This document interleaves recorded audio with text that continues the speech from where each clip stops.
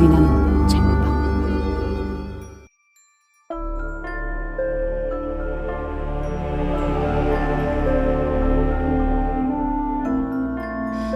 자, 그러면 또 오늘의 5번째 이야기 한번 가볼까요? 오늘의 5번째 이야기는 기묘하면서도 무서운 이야기입니다. 어떤 무인도 캠핑에 관련된 이야기인데요. 네.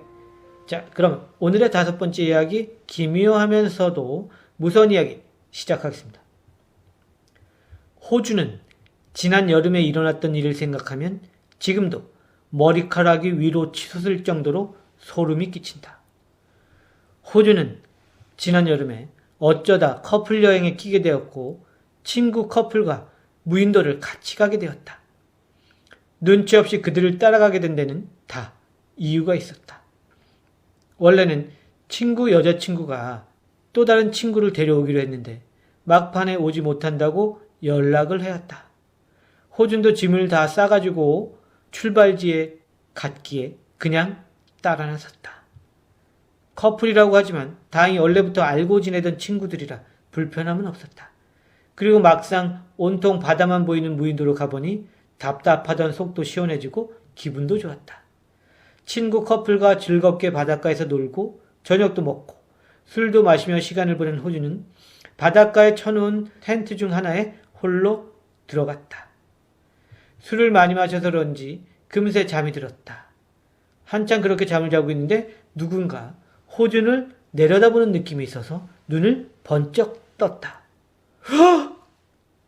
긴 머리로 온통 얼굴을 가린 여자가 호준을 내려다보고 있었다.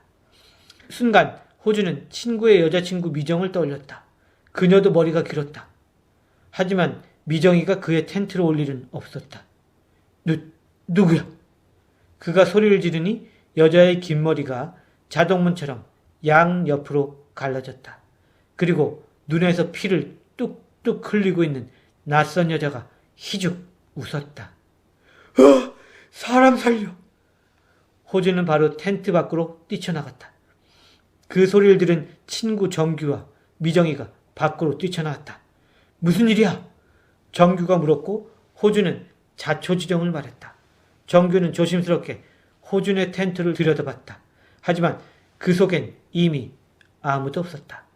호준은 무서운 꿈을 꾸고 호들갑을 떠는 녀석이 되어 무인도에 있는 내내 정규 커플의 재밌거리가 되고 말았다.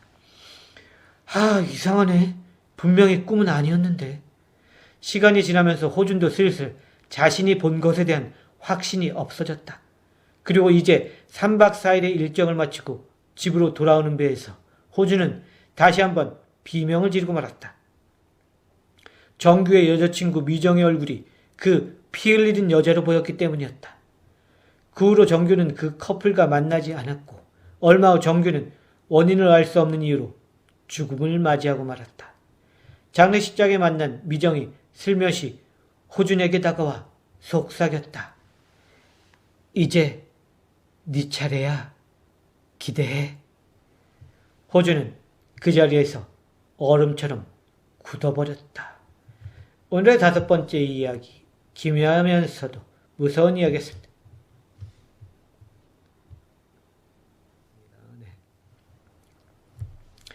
자, 그러면 또 6번째 이야기. 이 이야기도 조금 기묘하면서도 무서운 이야기 되겠습니다.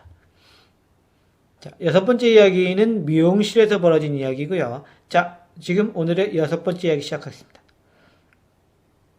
새로 이사간 동네에는 이렇다 할 미용실이 없었습니다. 그렇다고 이발소나 바버샵도 잘 눈에 띄지 않았습니다.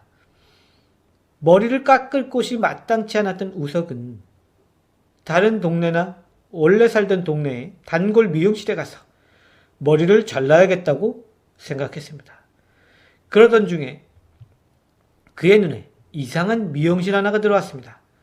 그의 집에서 멀지 않은 곳이었는데 완전 주택가라 신경 쓰지 않았던 곳이었습니다. 그곳에 작은 규모의 미용실이 존재하고 있었고 거기에는 나이가 지긋한 미용사가 있었는데 늘 손님은 없고 허공에 대고 가위질을 하는 것이었습니다. 연습이라도 하는 건가? 그는 손님도 없는 미용실에 들어가기도 그렇고 해서 지나치려다 마음을 고쳐먹었습니다. 아이, 그냥 동네에서 한번 깎아보지 뭐. 어차피 계속 살 동네니까. 우석은 그래서 빼꼼히 문을 열고 미용실 안으로 들어갔습니다. 실내는 일반 미용실과 다를 바 없었어요. 거울이 있고 손님용 의자 4개, 그리고 머리 감는 곳, 소파, 그 정도였습니다. 그런데 오랫동안 손님이 없었는지 모든 것이 빛이 나도록 깨끗했어요. 그런데 이상한 것은 그가 들어와도 주인 아주머니는 계속 허공에 대고 가위 연습을 하고 우석에게 인사조차 건네지 않는 것이었습니다. 소파에 잠시 앉았다가 답답해진 우석은 조심스럽게 그녀에게 말을 붙였습니다. 저기 사장님, 머리 좀 깎을 수 있을까요? 그제야 사장은 빠르게 고개를 돌려 우석의 눈과 머리카락을 살폈습니다. 산 사람 머리는 안 깎으니까 돌아가시오. 이상한 말이었어요. 산 사람이라니요? 우석이 물었죠. 네? 그게 무슨 말씀이세요? 우석이 되물으니 귀찮다는 듯 아주머니가 그에게 다가왔습니다. 여기까지 온 것을 보니 손님도 영을 보는 눈이 있는가 보구만. 여기는 귀신들만 다니는 미용실인데 일반 사람들은 이곳의 존재를 알지도 못하지. 아주머니의 말에 우석은 너무나 놀라고 말았습니다. 그럼 허공에 가위질을 한 게 설마? 그래 맞아.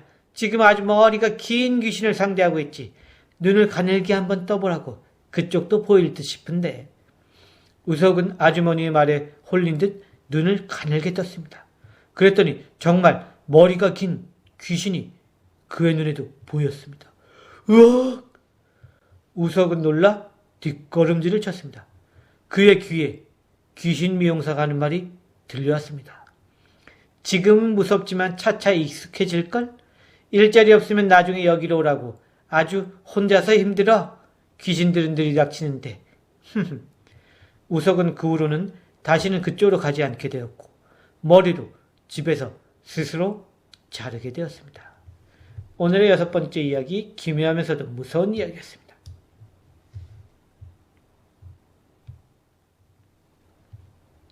자, 그러면 또 오늘의 7번째 이야기, 기묘한 이야기 한번 또 가보도록 하겠습니다. 오늘의 7번째 이야기는 영화관과 관련이 있는 이야기고요. 네, 지금부터 시작하겠습니다.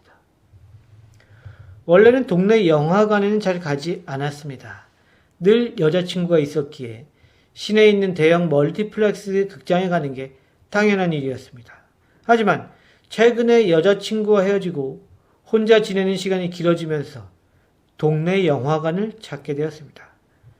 막상 동네 영화관에 가보니 사람으로 넘치는 멀티플렉스와 다르게 편한 구석이 있었습니다. 미리 예약을 안 해도 영화를 볼 수 있고 좌석도 한산해서 앞에 사람 머리 때문에 영화에 집중 못하는 일도 없었습니다. 그렇게 종종 영화관을 가다 보니 아는 사람도 만났어요. 너 종수하냐? 종수는 제 고등학교 동창이었습니다. 늘 말이 없던 녀석이었는데 역시 혼자서 영화를 보러 다니는 듯 했어요. 물론 저도 할 말은 없는 처지였지만 말이죠. 종수는 예전과 다름없이 배시시 웃을 뿐 별 말을 하지 않았습니다. 그로도 저는 영화관에서 종수를 자주 봤는데 늘 그 녀석은 영화관 복도를 서성거렸습니다. 그러다 제가 말을 붙이면 배시시 웃는 것이었습니다. 뭐야, 여기서 일하는 사람도 아니고 올 때마다 있네? 하긴 종수 녀석도 나를 그렇게 생각할지도 모르겠구나. 이렇게 가볍게 생각했지만 그것은 저의 오산이었습니다. 며칠 전 또 영화관에 갔는데 종수가 복도에 있길래 저는 말을 걸었습니다. 야, 너도 참 영화 보러 자주 온다. 나도 나지만 하하. 별 반응 없는 녀석에게 막 너스레를 떠는데 누군가 제 어깨를 탁 치는 것이었습니다. 돌아보니 영화관 직원이었습니다. 손님, 영화 시간 다 되었습니다. 여기서 혼자 말씀하시면 다른 손님들이 불편해하십니다. 아니 그게 무슨... 저는 어이가 없어 직원을 보고 다시 종수를 돌아보는데 방금 전까지도 제 앞에 있던 종수가 감쪽같이 사라지고 없었습니다. 이게 어떻게 된 거지? 나중에 알고 보니 종수는 우리 동네 영화관에서 3년 전에 영화 관람 중 심장이 멈춰 안타깝게도 죽었다고 했습니다. 뒤늦게 고등학교 친구들에게 그 소식을 들은 저는 너무나도 놀라고 말았죠. 그럼 종수의 영혼이 아직 그 영화관에 있다는 거야? 저는 그 후에 그 영화관에 몇 번 더 갔지만 종수를 다시는 볼 수 없었습니다. 녀석은 아마도 저에게 마지막 인사라도 하고 싶었던 건지 모르겠습니다. 오늘의 7번째 이야기, 기묘한 이야기였습니다.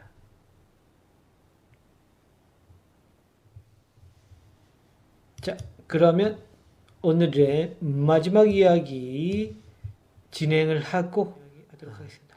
오늘의 마지막 이야기는 기적의 생존자와 관련된 이야기고요. 네, 이번 이야기는 기차와 관련된 이야기입니다.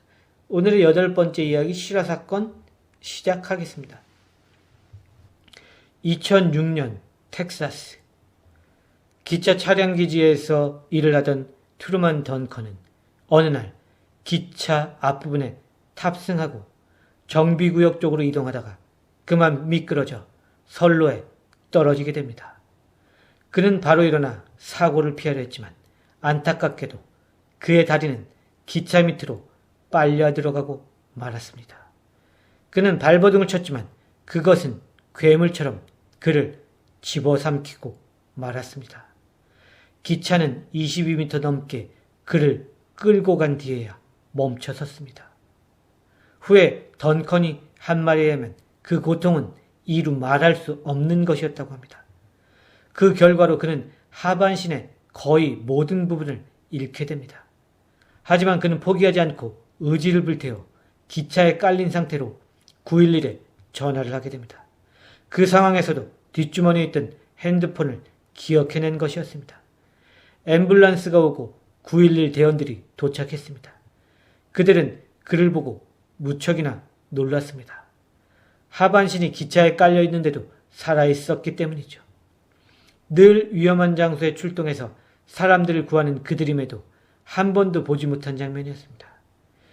병원으로 간 던컨은 6주간 23번의 수술을 받게 되는데요. 의사들도 놀랄 만큼 그는 정신력으로 아픔을 극복하고 결국 살아나게 됩니다.